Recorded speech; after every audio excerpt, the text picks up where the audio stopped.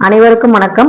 ஒவ்வொரு மாதமும் மைத்திரை முகூர்த்தம் வந்து நம்ம பார்த்துட்டு இருக்கோம். இந்த மாதத்துல, அதாவது மே மாதத்துல மொத்தம் 3 மைத்திரை முகூர்த்தம் இருக்குன்னு நான் ஸ்டார்டிங்லேயே வீடியோல கொடுத்துட்டேன். அதை நோட் பண்ணி ஃபாலோ பண்றவங்க பண்ணிட்டு தான் இருக்கீங்க. ஸோ இந்த கடைசி முகூர்த்தத்தை வந்து தவற விடாதீங்க. அதுவும் சனிக்கிழமையில வரக்கூடிய மைத்திரை முகூர்த்தம் ரொம்ப ரொம்ப பவர்ஃபுல்லானது. இந்த நேரத்துல நம்ம தீராத கடனை தீர்க்கறதுக்கான ஒரு வழிமுறையை, ஒரு ஸ்டெப்பை வந்து எடுத்து வைக்க போறோம். இது வந்து மூட நம்பிக்கையா, இது வந்து செஞ்சா நடக்குமா அப்படின்னு சந்தேகத்தோட பண்றவங்க இந்த வீடியோவை பார்க்காதீங்க. இதை நம்பிக்கையோட பண்ணி ஜெயிச்சவங்க நிறைய பேர் இருக்காங்க. எப்படி கோரை நேரத்தை அறிஞ்சு செயல்படுறவங்க, குளிகை நேரத்தை யூஸ் பண்ணி இப்ப கடனை அடைக்கிறவங்க, குளிகை நேரத்தை பயன்படுத்தி பணத்தை சேமிக்கிறவங்க, சுக்கர கோரையை பயன்படுத்தி லட்சுமி கடாட்சத்தை வந்து வரவேற்கிறவங்க, இந்த மாதிரி நிறைய விஷயங்கள் வந்து நடந்துகிட்டு தான் இருக்கு. பிரம்ம முகூர்த்த பூஜையில விளக்கு ஏத்துனா அந்த நேரத்துல நமக்கு நினைச்சது நடக்கும் அப்படின்னு சொல்லி எவ்வளவு பேர் சொல்றாங்க. அதை நீங்க கூட செஞ்சுக்கிட்டு இருக்கலாம். அதெல்லாம் வந்து ஒரு நம்பிக்கை சார்ந்த விஷயங்கள். அப்படின்னா இந்த மைத்திரை முகூர்த்தம் வந்து முழுக்க முழுக்க தீராத கடனை தீர்க்கக்கூடிய ஒரு அற்புதமான, அதுக்காகவே உருவாக்கப்பட்ட ஒரு நேரம். சோ இந்த நேரத்துல நம்மளுடைய கடனை வந்து தீர்த்து நம்ம நிம்மதியான வாழ்க்கைக்கு வழிவகுக்கக்கூடிய இந்த மைத்திரை முகூர்த்தம் இந்த மாசம் எப்ப வருது, அதை எப்படி வந்து நம்ம எழுதணும், இந்த மாதிரி விஷயங்கள்லாம் சொல்ல போறேன். போன மாசம் நமக்கு மைத்திரை முகூர்த்தத்துல ஒரு சகோதரி எழுதி 1,00,000 ரூபாய் வந்து கடனை வந்து அடைச்சேன்னு சொன்னாங்க. அதே மாதிரி நாங்களும் வந்து பாத்தீங்கன்னா இந்த மாசம் மைத்திரை முகூர்த்தம் 2 முகூர்த்தமும் நான் எழுதினேன். எனக்கு வந்து பாத்தீங்கன்னா இந்த மாசமும் நான் வந்து பாத்தீங்கன்னா ஒரு குறிப்பிட்ட தொகை கடனை வந்து நாங்க வந்து அடைக்க போறோம். 30ஆம் தேதி வந்து லோன் வந்து கட்ட போறோம். எனக்கு ரொம்ப சந்தோஷமா இருக்கு. சோ இதெல்லாம் வந்து பாத்தீங்கன்னா ஒரு மிராக்கிள் தான் நடக்கும் அப்படின்னு சொல்லுவாங்க. இது எல்லாமே, அதாவது ஓடுகிற தண்ணியில வந்து இடையில வந்து பாறைகள்லாம் சூழ்ந்துருச்சு அப்படின்னா தண்ணியோட ஓட்டம் வந்து ரொம்ப வந்து கொஞ்சமா தான் போகும். அந்த மாதிரி நம்ம நல்லா ஓடிக்கிட்டு இருப்போம். நமக்கு திடீர்னு வந்து ஒரு கண் திருஷ்டி, திடீர்னு வந்து ஏதாவது ஒரு விஷயத்தினால நமக்கு வந்து தடைகள் வந்து ஏற்படுது அப்படின்னா அந்த தடைக்கற்களை வந்து எடுத்து அதை படிக்கற்களா மாற்றுறதுக்கான விஷயம் தான் இந்த மாதிரி பிரம்ம முகூர்த்த பூஜை, குபேர பூஜை, லட்சுமி குபேர பூஜை, சுக்கர கோயில வந்து நம்ம விளக்கு ஏத்துறது, குளிகை நேரத்துல பணத்தை எடுத்து வைக்கிறது, இந்த மாதிரி விஷயங்கள்லாம் அதுல சேர்ந்ததுதான் இந்த மைத்திரை முகூர்த்தமும். நம்பிக்கை இருக்கிறவங்க செஞ்சு பாருங்க. இதனால பயனடைஞ்சவங்க நிறைய பேர் வந்து இருக்காங்க. சோ அதுக்கு நம்ம என்ன பண்ணணும் அப்படின்னா, இந்த மாதிரி வந்து ஒரு மொய் கவர் எடுத்துக்கோங்க. இந்த மொய் கவர் தான் எடுக்கணுமா, பர்ஸ்ல வந்து வைக்கலாமான்னு சொல்லி ஒரு சகோதரி கேட்டிருந்தாங்க. அது உங்களுடைய விருப்பம். நான் வந்து மொய் கவர் தான் வந்து யூஸ் பண்றேன். இதுல வந்து நான் வந்து எழுதிடுவேன். அதாவது எங்களோட வீட்டு லோன் வந்து சீக்கிரமா அடையணும். எனக்கு வந்து கார் லோனுமே எங்களுக்கு இருக்கு, வீட்டு லோனுமே. கார் வந்து இப்பதான் சமீபத்துல வாங்கணும், அதுவுமே வந்து லோன் தான். ஸோ வீட்டு லோன் வந்து ஆல்ரெடி நாங்கள் வந்து கட்டிக்கிட்டு தான் இருக்கோம், தடை இல்லாம கட்டிக்கிட்டு போயிட்டு இருக்கோம். ஸோ அது வந்து பார்த்தீங்கன்னா எனக்கு சீக்கிரமா அடையணும். அது வந்து பெரிய அமௌண்ட் அப்படிங்கிறனால அது சீக்கிரம் அடைஞ்சாலே எங்களுக்கு வந்து பாதி பிரச்சனை வந்து முடிஞ்ச மாதிரி அப்படின்னு தான் நான் நினைப்பேன். ஸோ அதை மட்டும் தான் நான் ஃபோக்கஸ் பண்றேன். மற்ற சின்ன சின்ன விஷயங்கள்லாம் நம்ம சமாளிச்சுக்கலாம் அப்படிங்கிற மாதிரி எனக்கு தோணுது. அதனால வந்து பெரிய கடனா இருக்கு, ரொம்ப நாள தீர்க்க முடியல அப்படிங்கும் போது நீங்க அதை மாதிரி விஷயத்த ஃபோக்கஸ் பண்ணி எழுதுங்க.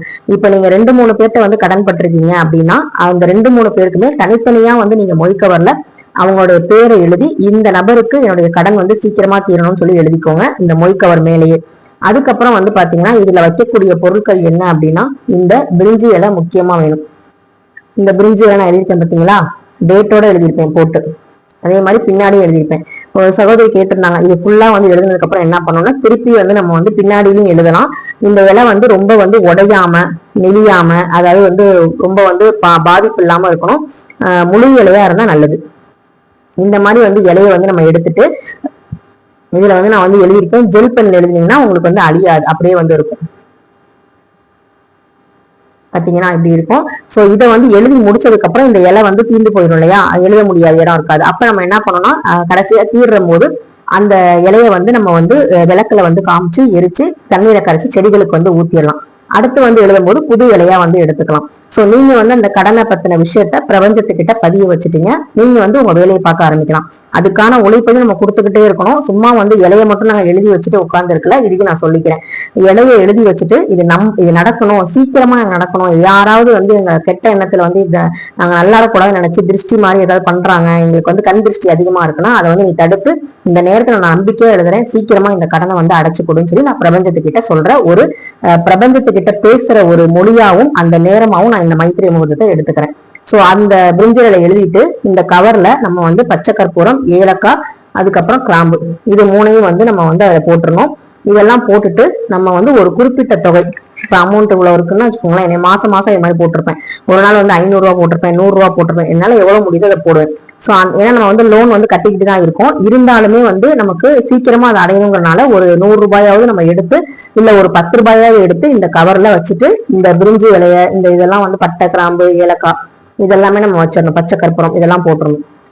போட்டுட்டு நீங்க வந்து அதை வந்து நீங்க வச்சிடலாம். ஸோ இது மாதிரிதான் பண்ண போறோம். அதுக்கான நேரத்தை மட்டும் நம்ம வந்து கரெக்டா வந்து ஃபாலோ பண்ணோம். ஏன்னா ஒரு மாசத்துல ஒரு நாளும் வரும் இந்த முகூர்த்தம், இல்ல 2 நாளும் வரும், இல்ல மே மாதத்துல 3 தடவை வந்திருக்கு. ஸோ இது மாதிரி வந்து நமக்கு எப்ப வரும் அப்படிங்கறதையும் நம்ம வந்து பார்த்து கரெக்டா வந்து வச்சுக்கணும். அதுக்காக தான் நான் மாசம் மாசம் உங்ககிட்ட வந்து ஸ்டார்டிங்லேயே வந்து மைத்திரை முகூர்த்தம் வர மாதிரி தான் நான் சொல்லிடுவேன். ஷார்ட்ஸ்ல கூட நான் கொடுத்துருப்பேன். ஸோ இதை வந்து நம்ம இந்த மாசம் எப்பன்னு பார்ப்போம். மே 3ஆம் தேதி ஞாயிற்றுக்கிழமை முடிஞ்சிருச்சு. அடுத்து மே 15 வந்துச்சு, வெள்ளிக்கிழமை, அதுவும் வந்து முடிஞ்சிருச்சு. இப்ப மே 30 சனிக்கிழமை வருது. சனிக்கிழமை வரக்கூடியது ரொம்ப ரொம்ப சிறப்பு வாய்ந்தது. அதுவும் வந்து பாத்தீங்கன்னா அன்னைக்கு வைகாசி விசாகம் பௌர்ணமி திதியும் நமக்கு வந்து சேர்ந்து வரனால ஒரு குறிப்பிட்ட அந்த முருகப்பெருமானையும் நம்ம நல்லபடியா வேண்டி வணங்கி இருப்போம். அந்த நேரத்துல நல்லபடியா முருகனுடைய அருளால நம்ம வந்து அந்த கடனை வந்து சீக்கிரமா அடைக்கலாம். குலதெய்வத்தோட ஆசையோடையும் அன்னைக்கு வந்து நம்ம கடனை வந்து அடைக்க முடியும். ஏன்னா பௌர்ணமி திதிங்கிறது குலதெய்வத்தை நம்ம வந்து வணங்க வேண்டிய ஒரு அற்புதமான நாள். அந்த நாள்ல நம்ம சனிக்கிழமை மாலை வேலையில 5:58, அதாவது ஈவினிங் தான் வருது. நீங்க வந்து அப்ப முழிச்சுதான் இருப்பீங்க, தூங்க மாட்டீங்க, விளக்கேற்றுற டைம் தான். அப்ப வந்து பாத்தீங்கன்னா 5:58க்கு தொடங்கி 8:17 வரைக்குமே இருக்கு. அப்ப நம்ம ஒரு 7:15 போல எழுதலாம். மிட் டைம் அப்படின்னு பாத்தீங்கன்னா 5:58 இருந்து 8:17 வரைக்கும் இருக்கு. அதுல நம்ம வந்து பாத்தீங்கன்னா ஒரு 7:15 இல்ல 7:30 போல நீங்க வந்து உங்களுடைய குலதெய்வத்தையும் முருகப்பெருமானையும் உங்களுடைய இஷ்ட தெய்வத்தையும் நினைச்சுக்கிட்டு இந்த கடன் வந்து சீக்கிரமா அடைய வேண்டும் அப்படின்னு சொல்லிட்டு அந்த பிரிஞ்சை எழுதி நீங்க வந்து வச்சிடலாம். சோ இது வந்து மாதவிடாய் சமயமா இருந்தா எழுதலாமான்னு கேட்டா தாராளமா எழுதலாம். விளக்கு ஏற்ற வேண்டியது அவசியம் இல்ல, பூஜை பண்ணணும்னு தேவையில்லை, அபிஷேகம் பண்ணணும்னு தேவையில்லை, மந்திரங்கள் சொல்லணும்னு தேவையில்லை. உங்க மனசோட எண்ணத்தை தான் நீங்க வந்து பிரபஞ்சத்துக்கிட்ட சொல்ல போறீங்க. அதுவும் கடன் வந்து அடைய வேண்டும், சீக்கிரம் நான் வந்து அடைச்சிட்டேன் அப்படின்னு ஒரு மனசு சந்தோஷத்தோட இது வந்து எனக்கு சீக்கிரமா அடைய போகுது, இன்னும் ஒரு வருஷத்துல அந்த கடனை வந்து அடைக்க போறேன் மனசுக்குள்ள சந்தோஷத்தோட ஒரு நம்பிக்கையோட வந்து இந்த விஷயத்த வந்து நீங்க செய்யணும். இவ்வளவுதான் விஷயமே. மைத்திரேய முகூர்த்தம்ங்கிறது அந்த நேரம் நமக்கு தெரியணும், அவ்வளவுதானே தவிர மற்றபடி வந்து நம்ம இதெல்லாம் பண்றது ரொம்ப ரொம்ப ஈஸியானது. நான் வந்து பாத்தீங்கன்னா குலதெய்வம் கோயிலுக்கு அன்னைக்கு கும்பாபிஷேகம் போகும்போது கூட இந்த கவர்ல எடுத்து வச்சுக்கிட்டு காலையில அங்க உட்காந்து எழுதினேன். சோ அது எழுதி நான் வண்டியில வரும்போது எங்க வீட்டுக்காருக்கு வந்து ஒரு குறிப்பிட்ட தொகை வந்து கிரெடிட் ஆச்சு. எனக்கு ரொம்ப ஆச்சரியமா இருந்தது. இது மாதிரிலாம் வந்து நடக்குமா, நம்ம எல்லாம் வந்து ஆச்சரியப்படுற மாதிரி நிறைய விஷயங்கள் நடக்குது, நம்ம அறியாமலே திடீர் பணம் வருது அப்படிங்கும் போது எனக்கு ரொம்ப சந்தோஷமா இருந்தது. சோ அந்த மாதிரி நமக்கு எப்ப வேணா அதிர்ஷ்டம் வந்து வரலாம். சோ அதிர்ஷ்டம் வந்து இருக்கு, அதை வந்து நமக்கு வர வேண்டிய இடத்துல கண்டிப்பா வரும். நம்மளுடைய உழைப்பையும் நம்மளுடைய அந்த உண்மையான நேர்மையான அந்த விஷயத்தையும் நம்ம செஞ்சுக்கிட்டே இருக்கும்போது உண்மையான பக்திக்கு கண்டிப்பா வந்து கடவுள் வந்து நமக்கு இறங்கி வருவாங்க. சோ இந்த நேரத்தை தவற விடாதீங்க. அன்னைக்கு பௌர்ணமி வந்து வரனால நான் 7 மணிக்கு 6 to 7 உண்டியல் வழிபாடு ஒண்ணு சொல்லியிருந்தேன், சேமிப்பு வந்து இரட்டிப்பாகிறதுக்கு. அன்னைக்கு பாருங்களேன், முருகனை வந்து நம்ம வணங்க போறோம். முருகனை வணங்கினாலே எல்லாமே நமக்கு கிடைக்குங்கிற நம்பிக்கை இருக்கு. அன்னைக்கு பௌர்ணமி திதி, குலதெய்வத்தையும் வந்து வழிபட போறோம். சனிக்கிழமை அப்படின்னாலே ரொம்ப ரொம்ப விசேஷமானது, பெருமாளுக்கு உகந்த நாள். அன்னைக்கு வந்து பௌர்ணமி அன்னைக்கு லட்சுமி குபேர பூஜை பண்றவங்களும் பண்ணலாம், லட்சுமி கடாட்சமும் வரும். அன்னைக்கு சாயங்காலம் நம்ம கடனை தீர்க்கக்கூடிய மைத்திரேய முகூர்த்தத்தையும் நம்ம பண்றோம். அதே மாதிரி சேமிப்பை இரட்டி பாக்குறதுக்கு அந்த உண்டியல் வழிபாடு நான் வந்து சொல்லியிருந்தேன், அதையும் வந்து இது எண்டு ஸ்கிரீன்ல கொடுக்குறேன் பாருங்க.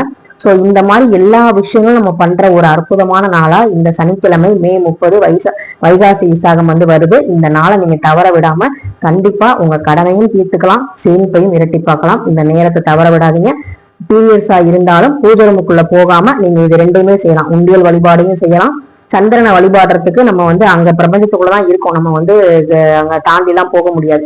சந்திரனை வந்து வெளியே இருந்து நம்ம கையெடுத்து கும்பிட்டுட்டு அந்த உண்டியல்ல வெந்தயத்தையும் அந்த காசையும் வந்து போட்டு என்னுடைய சேமிப்பு வந்து இரட்டிப்பாகணும் அப்படின்னு சொல்லி பண்ணலாம். அதே மாதிரி பிரிஞ்சி இலையில நம்ம மைத்திரை முகூர்த்தத்துல கடனை வந்து தீர்க்கறதுக்கான அந்த வழிபாடையும் வந்து செய்யலாம். பீரியட்ஸ் ஹீட்டு எதுவுமே நீங்க வந்து கவலைப்பட வேணாம், நீங்க பாட்டுக்கு வந்து நீங்க உங்களுடைய விஷயத்த வந்து செய்யலாம்.